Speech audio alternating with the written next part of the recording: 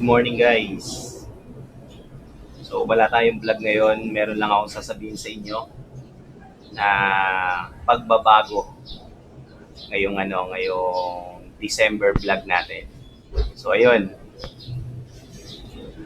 Ngayong December guys, pagpasok ng December 1, then moving forward up to end ng December 31, 2025. Meron tayong vlog na gagawin.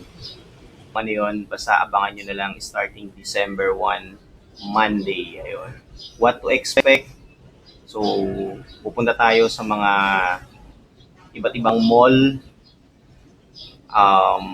tindahan ng mga pagkain,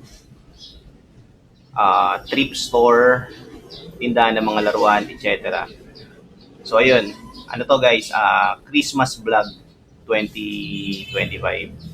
So punta tayo sa mga mall, check natin yung mga sale price na pwede nyong mabili kung sakaling mapapanood nyo itong vlog ko na pang exchange gift, pang gift giving sa mga darating na Christmas parties ng mga anak nyo sa schools, ayan, sa company, pang exchange gift. Ayun, tapos street foods, mga pagkain matatagpuan sa mga kalye, ayan. So try natin kumain dun guys. Pakita ko sa inyo kung saan yung mga bilihan ng murang street foods. Dito lang guys sa may area namin or kung hindi man sa mga kalapit na area lang. Toys, pupunta tayo sa mga tindahan ng mga laruan. So vlog natin yung yung mga sale doon na pwede nyo mabili rin. Ayan.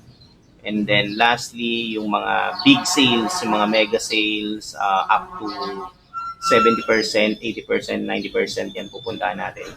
So abangan nyo lang guys, this coming December 1 up to 31, yan. Christmas vlog tayo 2025. So ayun, ayun lang guys. So, abangan nyo na lang, nagawa ko na yung thumbnail ko. Ayan, so vlog na lang ang kulang. Kaya kita-kits tayo guys, December 1 up to 31 for Christmas vlog 2025. Peace!